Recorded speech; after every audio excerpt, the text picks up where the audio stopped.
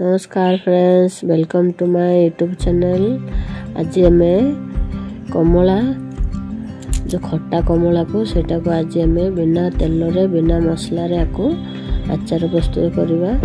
तो देखो मुझे सब कमला को जूस बाहर कर नहीं आम एमती करके सब मंजी को बाहर करनवा और सब मंजी के बाहर करने तापर आम आचार प्रस्तुत करवा।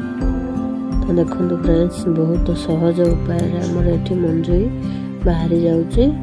एमती करके आम सब रसरू मंजी बाहर करनवा आउ जते भी बाहरुनी सेटा को आम एमती छाणिकी बाहर करवा। जदि भी न बाहर फ्रेंड्स सेटा को रखी नवा, रखी नहीं आम से चीनी देकी आम शरबत करके सेटा को आम पी पारिबा जूस भलिया।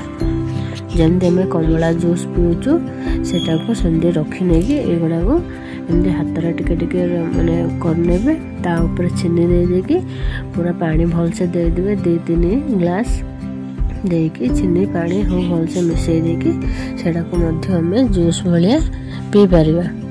तो देखो ये जितकी मंजी अच्छे आम बाहर करनवा। ये बहुत सहज है आचार हो जाए और रहे बहुत दिन, किसी खराब भी हेबनी।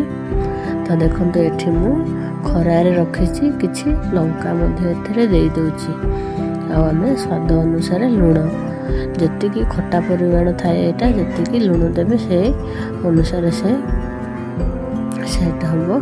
तो मिसई नहीं आपको आम 10-15 दिन एमती खरारे रखिए।